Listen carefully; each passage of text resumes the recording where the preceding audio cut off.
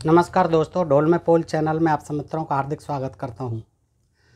दोस्तों, आजकल आप पुराणों से कुछ प्रसंग सुन रहे हैं जो बहुत ही दिलचस्प और रोचक हैं, और आप बड़े मन से बड़ी अच्छी तादाद में इन्हें सुन रहे हैं और समझ रहे हैं कि ये इनमें कितनी हकीकत है, कितनी वैज्ञानिकता है, कितनी सच्चाई है और कितनी गप्प है। दोस्तों, आप बहुत अच्छे कमेंट भी कर रहे हैं, आप सबका हृदय से आभार व्यक्त करता हूँ। इसके साथ ही कुछ एक आध मित्र ऐसे भी हैं जो कहते हैं कि आप हिंदू धर्म की बुराई कर रहे हैं, हिंदू धर्म ग्रंथों की बुराई कर रहे हैं। तो दोस्तों, उन मित्रों को मैं बता दूं कि मेरा ये कोई अभिप्राय नहीं है, किसी धर्म से मेरी कोई दुश्मनी नहीं है, कोई बैर नहीं है। लेकिन मैं ये देखता हूँ, मैंने जब अध्ययन किया है, बहुत वर्षों से अध्ययन कर रहा हूँ, तो मैंने ये देखा कि इन ग्रंथों के लिखने वालों ने इन हिंदू देवताओं के साथ बहुत अन्याय किया है, हिंदू धर्म के साथ बड़ा अन्याय किया है। ऐसी बेतुकी बातें लिख दी हैं और पता नहीं भांग के नशे में लग गए हैं, जिनका कोई बेस पैर है और जिनसे देवी देवताओं का बहुत अपमान हुआ है, और उन्होंने जानबूझ करके किया है। कल के प्रकरण में ही मैंने ताज़ा उदाहरण आपको दिया कि किस प्रकार जो है उसमें देवी प्रकट होती है सबके तेज से। अब देवी को बगैर तेज के ही प्रकट कर देते, या देवी से ही पहले प्रकट नहीं थी? क्या उस समय कोई ऐसी देवी नहीं थी? या सारे ब्रह्मा विष्णु महेश और इंद्र सारे देवता जो एक महिषासुर से कमज़ोर पड़ गए और तमाम प्रपंच कर रहे हैं अब? तो ये चीज़ें उन्होंने खुद ही इन देवी देवताओं की रचना करके उल्टी सीधी बातें लिख करके, इनके जन्म उल्टे सीधे लिख के खुद ही इन्हें हास्यास्पद बना दिया है। अब इसमें मैं पढ़ के सुना रहा हूँ, ये आज तक किसी ने न पढ़ के सुनाई, न किसी ने बताई, न पढ़ने का प्रयास किया। तो लोग कह रहे हैं कि आप धर्म, मैं कुछ नहीं खोल रहा, मैं इनकी कोई पोल नहीं खोला, पोल इनकी खुली हुई है। वो जो उल्टी सीधी भांग के नशे में लिख के रख गए हैं, वो ही मैं बता रहा हूँ लोगों को कि उनको ऐसा नहीं करना था, न इन देवताओं का अपमान करना था। ब्रह्मा विष्णु महेश इंद्र, इन देवताओं को इतना कायर नहीं बनाना था, इनका अवैज्ञानिक ढंग से जन्म नहीं। अरे माता पिता से जन्म दिखा देते, क्या बुराई थी? पानी के बुलबुले में से पैदा हो रहे हैं विष्णु जी, अंडे में से ब्रह्मा जी पैदा हो रहे हैं, ज्योतिर्लिंग में से महेश जी पैदा हो रहे हैं, महादेव जी। तो ये बेतुकी बातें हैं, इनका कोई वैज्ञानिक तथ्य तो है नहीं, और उन्होंने भांग के नशे में जो है बच्चों को बहलाने के लिए कथा कहानियाँ लिख दी। खैर दोस्तों, उन्होंने लिख दी, लेकिन जब ये दोस्त कहते हैं कि आप देखिए कल के ही इसमें प्रकरण में कि आपने देखा कि जब तेज से हुई तो उसमें क्या वर्णन करता है ये जो है इसका लेखक जो भी है। अब ये व्यास जी तो मैं समझता हूँ कि नहीं लिख सकते ऐसी बातें, व्यास जी तो बहुत विद्वान रहे होंगे, लेकिन इन लोगों ने बाद में ये सब कथा कहानी अपने धंधे के लिए गढ़ी हैं। तो देखिए ये लिखते हैं कि बस भगवान विष्णु के तेज से उनकी 18 भुजाएं उत्पन्न हुई, मान लिया। वसुओं के तेज से लाल वर्ण वाली उंगलियां प्रकट हुई। अब इन चीज़ों का लिखने का क्या सेंस था? देवी प्रकट हो गई, बहुत अच्छी बात है। अब ये भी ठीक है, चंद्रमा के तेज से दोनों उत्तम स्तनों का, यह क्या वर्णन कर रहे हो आप? इसके सेक्स स्टोरी बनाए दे रहे हो। चंद्रमा के तेज से दोनों उत्तम स्तनों का, तथा इंद्र के तेज से मध्य भाग कट प्रदेश का प्रादुर्भाव हुआ। अब ये क्या हुई कि पूरे शरीर के अंग सारे देवताओं से अलग अलग बन रहे हैं? अरे वो तेज से प्रकट हो गई, ठीक है देवी। अब ये क्या कि अब इंद्र ने जो है कट प्रदेश बनाया, कमर बनाई, कट प्रदेश कमर को कहते हैं। कट प्रदेश का प्रादुर्भाव हुआ, अवतार हुआ। ऐसी भाषाएं संस्कृत में लिख देते हैं, लोग समझ नहीं पाए। प्रादुर्भाव हुआ, जिसे 3 रेखाएं सुशोभित कर रही थी। अब बताइए कमर पर 3 रेखा क्या होती हैं? भाई ललाट ही होती, वो लट पड़ी होती हैं, वही होती है चर्बी की जो पड़ी होती है। क्या 3 रेखाएं सुशोभित कर रही थी? अब इन चीज़ों की कहने की क्या ज़रूरत थी लिखने की? वरुण के तेज से जंगाएं, मतलब जंगाओं की और पिंडली। अब देवी बन गई तो वो तो जंगाएं और पिंडलियाँ तो सबकी आँख नाक कान बाल यमराज से बाल मिल गए।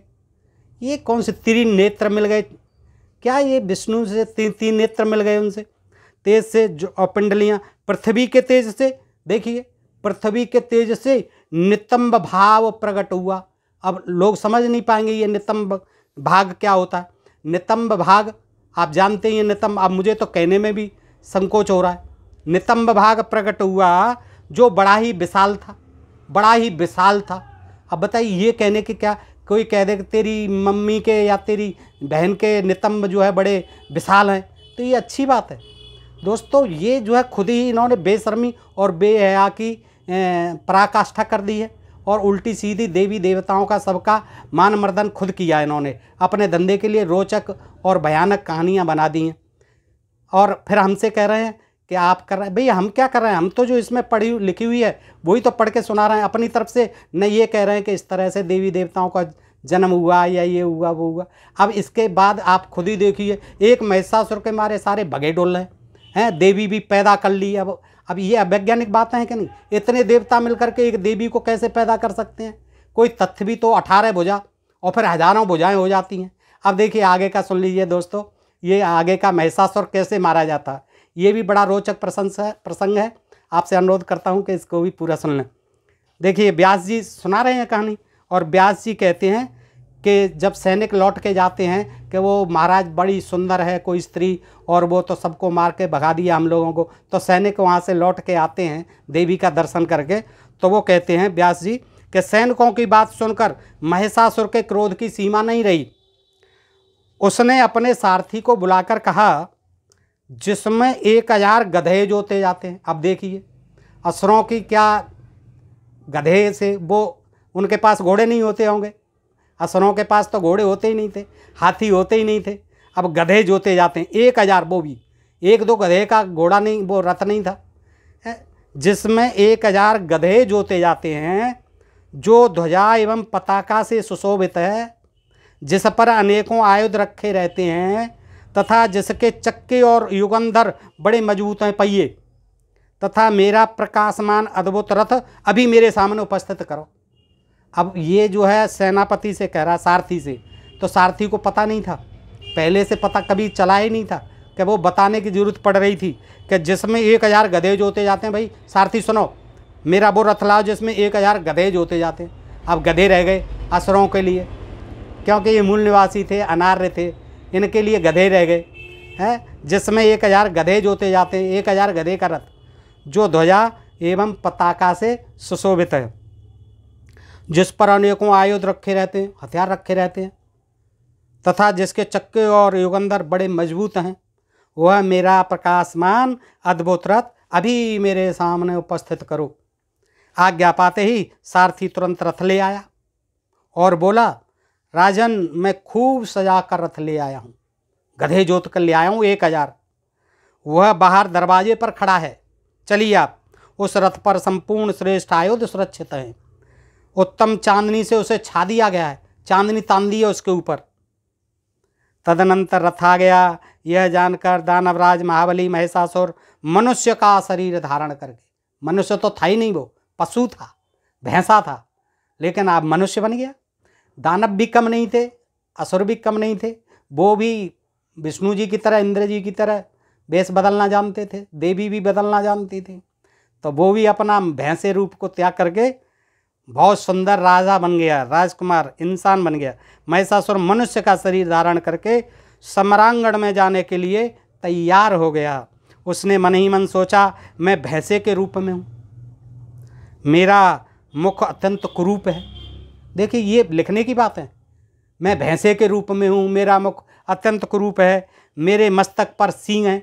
अब हंसी की तो ये बात खुद ही है, क्या लिखना था ये, मस्तक पर आदमी के कहीं सींग होते हैं किसी के, बताइए अब। और भैंसा था तो फिर भैंसा ही रहने दो उसको, फिर मानव क्यों बना रहे हो। इस रूप को देखकर देवी अवश्य ही उदास हो जाएगी। वो जो है अब देखिए देवी को आशिक हो गया देवी का, तो वो कह रहा है इस रूप को तो देखकर देवी अवश्य उदास हो जाएगी, और हो ये स्वाभाविक है, भैंसे को देखकर देवी डर जाएगी। स्त्रियों को प्रसन्न करने के लिए सुंदर रूप और चतुरता परम आवश्यक है। अब वो लेखक जो है उसके अंदर घुस करके ये बातें लिख रहा है, क्या सोच रहा था उस समय महिषासुर। अतएव आकर्षक रूप और चतुरता से संपन्न होकर मैं उस युवती के सामने जाऊंगा, जिससे मुझे देखते ही उसके हृदय में प्रेम का उदय हो जाएगा। मेरे लिए भी सुख की संभावना इसी स्थिति में है। यों मन में विचार कर उस महाबली दानवराज ने भैंसे का रूप त्याग कर सुंदर पुरुष की आकृति धारण कर ली। अब कहीं तो कोई सच्चाई हो, अब भैंसे का रूप त्याग दिया, क्या ये संभव है? आज भी संभव है, वैज्ञानिक युग इतना हो गया है, आज आदमी भैंसा बन सकता है, भैंसा आदमी बन सकते हैं। उसके हाथों से संपूर्ण आयुध सुशोभित थे, वह उत्तम अलंकारों से अलंकृत था। उसके सुंदर शरीर को दिव्य वस्त्र सुशोभित कर रहे थे। अब वस्त्र तो पहनेगा ही, नंगा थोड़ी जाएगा वो। ऐसा जान पड़ता था मानो कोई दूसरा कामदेव ही हो। अब लो, उसको कामदेव भी बता दिया। हाथ में धनुष बाण लेकर वह रथ पर बैठ गया। और रथ पर तो बैठेगा ही वो, हाथ में धनुष बाण भी लेगा जब युद्ध के लिए जाना है तो। केयूर और हार उसकी छवि बढ़ा रहे थे। बताइए अब इनके आभूषणों का क्या मतलब है? केयूर और हार, अब ये नहीं लिखते तो क्या वो माना नहीं जाता? केयूर और हार उसकी छवि बढ़ा रहे थे। अभिमान में चूर होकर सेना साथ लिए हुए वह भगवती जगदम्बा के पास पहुंचा। उस समय उसने ऐसा सुंदर वेश बना रखा था जिसे देखकर अपने रूप का अभिमान रखने वाली स्त्रियों के मन भी उधर आकर्षित हो जाए। क्या गजब! जब देवी ने देखा दैत्यराज महिषासुर निकट आ गया और बहुत से वीर उसके साथ आ रहे हैं, तब उन्होंने शंख ध्वनि आरंभ कर दी। जब देख लिया कि महिषासुर आ रहा है और उसके साथ सैनिक हैं, तो देवी ने एकदम शंख ध्वनि बजाना शुरू कर दिया। जन समाज में आश्चर्य प्रकट करने वाली उस शंख ध्वनि को सुनकर महिषासुर भगवती के पास आ गया और मानो हंसता हुआ बोला, देखो यह जगत परिवर्तनशील है। स्त्री तथा पुरुष जो भी इसमें रहते हैं, सबके मन में सब प्रकार से सुख भोगने की इच्छा बनी रहती है। मनुष्यों को संयोग में ही सुख प्राप्त होता है, वियोग में सुख की संभावना नहीं की जा सकती। ज्ञान दे रहे हैं महिषासुर जी। चतुरता, रूप, कुल, वेश, शील और गुण, इन सब में समानता होनी चाहिए, तभी परस्पर सुख की वृद्धि की जाती है। मैं वीर पुरुष हूँ, यदि तुम मेरे साथ संयोग करती हो तो तुम्हें सर्वोत्कृष्ट सुख प्राप्त होना बिल्कुल निश्चिंत है। प्रिय, मैं अपनी रुचि के अनुसार अनेक प्रकार के रूप धारण कर सकता हूँ। इंद्र, प्रभु आदि सभी देवता संग्राम में मुझसे परास्त हो चुके हैं। इस समय मेरे महल में जितने दिव्य रत्न हैं, उन सभी का उपभोग करना तुम्हें सुलभ होगा। सुंदरी, अब तुम मेरी पटरानी बनने का प्रस्ताव स्वीकार करो। मैं तुम्हारी दासता स्वीकार करने के लिए तैयार हूँ। तुम्हारी आज्ञा मानकर मैं देवताओं के साथ बैर करना छोड़ दूंगा, इसमें कोई संदेह नहीं। तुम्हें जिस प्रकार सुख प्राप्त हो वही कार्य मेरे लिए शिरोधार्य है। तुम्हारे रूप ने मेरे मन को मोह लिया है। हे सुंदरी, अब मैं अत्यंत आतुर होकर तुम्हारी शरण में आया हूँ। रंभोर कामदेव के बाणों ने मुझे बुरी तरह से घायल कर दिया है। मुझ शरणागत की रक्षा करो। शरण में आए हुए की रक्षा करना संपूर्ण धर्मों में उत्तम धर्म माना गया है। व्यास जी कहते हैं, इस प्रकार महिषासुर अनाप शनाप बक रहा था। अनुपम छवि धारण करने वाली भगवती चंडिका के मुखमंडल पर प्रसन्नता की किरणें चमक उठीं। उन्होंने मुस्कुराकर कहना आरंभ कर दिया। अब देवी जी कहने लगी, मूर्ख, तेरी बुद्धि बड़ी खोटी है। इसी से तू स्त्री संबंधी सुख के लिए इतना लालायत है। अरे, पुरुष को बांधने के लिए स्त्री एक सुदृढ़ जंजीर कही जाती है। लोहे से बंधा हुआ छूट भी सकता है, किंतु जो स्त्री रूपी सांकल से बन जाता है, उसका छूटना अत्यंत दुष्कर है। अरे मूर्ख, जिसमें मूत्र ही मूत्र भरा है। देखिए क्या वर्णन कर रही है स्त्री का देवी जी। अरे मूर्ख, जिसमें मूत्र ही मूत्र भरा है, उसका सेवन करने के लिए क्यों इतना लोलुप हो रहा है। अब देखिए इनके वैज्ञानिकता कितना। जिस स्त्री में देवी कहती है कि अरे मूर्ख, जिस स्त्री में मूत्र ही मूत्र भरा है, यानी मुझ में मूत्र ही मूत्र भरा है, उसका सेवन करने के लिए, उसका पान करने के लिए क्यों तू इतना लोलुप हो रहा है, आकुल हो रहा है, लोभी हो रहा है। सुखी होना चाहता है तो मन में शांति रख, इसी से सुख प्राप्त कर सकेगा। स्त्री का संग करने में महान कष्ट उठाना पड़ता है। अब स्त्रियों की बात कर रही है स्त्री। देखिए, इस बात को जानते हुए भी तो क्यों मूर्खता कर रहा है। देवताओं से बैर छोड़कर स्वतंत्रता पूर्वक संसार में विचरण कर। अब देवताओं की पैरवी अकेली देवी कर रही है, देवता सब चुपचाप सुन रहे हैं। अथवा तुझे जीने की इच्छा हो तो पाताल का पथिक बन जा, या चाहे तो युद्ध भी कर सकता है। पाताल दक्षिण से कहते थे, वहाँ असुरी ज़्यादा रहते थे, तो पाताल में चला जा, नहीं तो तुझे मानना पड़ेगा मुझ में शक्ति की कमी नहीं है। अब ये भी बताने की बात है देवी को, मुझ में शक्ति की कमी नहीं है। दानव तेरा वध करने के लिए ही देवताओं ने इस समय मुझसे यहाँ आने की प्रार्थना की है। प्रार्थना कहाँ की है? तुम्हें बनाया है, निर्माण किया है तुम्हारा देवताओं ने, ये उन्हें पता नहीं है। तू वाणी द्वारा आज जो मेरा सुहृद बन चुका है, इसके फलस्वरूप मैं तुझसे सच्ची बात बता रही हूँ। तुझसे सच्ची बात बता रही हूँ, क्योंकि तू वाणी द्वारा आज मेरा सुहृद बन चुका है, मित्र बन चुका है, सुहृद बन चुका है। इसके फलस्वरूप मैं तुझसे सच्ची बात बता रही हूँ, क्योंकि तेरा यह व्यवहार मेरी प्रसन्नता का कारण बन गया। तेरा अच्छा व्यवहार मेरी प्रसन्नता का कारण बन गया है। देवी नाराज नहीं है। तू जीते जी सुखपूर्वक यहाँ से चला जा। 7 पग चलने पर ही सज्जनों में मैत्री हो जाती है। 7 पग चलने पर ही सज्जनों में मैत्री हो जाती है। अतएव मैं तुझे जीवन दान कर रही हूँ। मैत्री हो गई है इसलिए तुझे जीवन दान कर रही हूँ। वीर, यदि तुझे मरना ही अभीष्ट हो तो बड़े आनंद के साथ युद्ध कर। महाबाहो, मेरे हाथों तेरा वध होगा, इसमें किंचित मात्र भी संदेह नहीं है। भगवती जगदम्बा की यह बात सुनकर काम से मोहित हुए महिषासुर ने मधुर वाणी में पुनः मीठी बातें कहना प्रारंभ किया। बरा रोहे प्रसन्न बदने, तुम पर आघात करने में मुझे डर लगता है, क्योंकि तुम नारी हो। तुम्हारे सभी अंग अत्यंत सुंदर एवं सुकोमल हैं। इन्हें देखकर मनुष्यों का मन मुग्ध हो जाता है। तुम्हारे इस रूप पर विष्णु, शंकर एवं लोकपाल प्रभृति प्राय सभी निछावर हो चुके हैं। कमल लोचने, तब फिर क्या तुम्हारे साथ युद्ध करना मेरे लिए समुचित होगा। इस तरह से महिषासुर जी अपनी बात कह रहे हैं, देवी जी अपनी बात कह रही हैं दोस्तों। और उसके बाद भगवती जगदम्बिका के यों कहने पर महिषासुर हाथ में धनुष लेकर युद्ध करने की अभिलाषा से समरांगण में उपस्थित हो गया। उसने तीक्ष्ण नोक वाले बाणों को कान तक खींचकर तुरंत चलाना आरंभ कर दिया। देवी ने कुपित होकर अपने तीक्ष्ण बाणों से महिषासुर के बाण काट दिए। तदनंतर भगवती जगदम्बा और महिषासुर में परस्पर अत्यंत भयंकर युद्ध आरंभ हो गया। देवता और दानव दोनों परस्पर विजय के लिए लालायित थे। इतने में दुर्धर आधमका और देवी को लक्ष्य करके तीखे बाण चलाने लगा। उसका सैनिक आ गया। सैनिक जो है वो भी चलाने लगे और वो धीरे धीरे सबको ठिकाने लगा दिया देवी ने। अब अंत में जो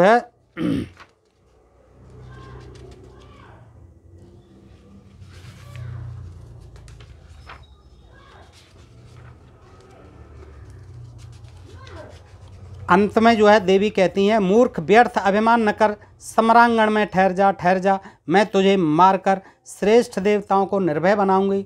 देवी ने अंत में ललकार दिया महिषासुर को। इस प्रकार कहकर भगवती चंडिका उसी क्षण त्रिशूल उठाकर महिषासुर पर झपटी। उनके इस प्रयास से देवताओं में अपार हर्ष छा गया।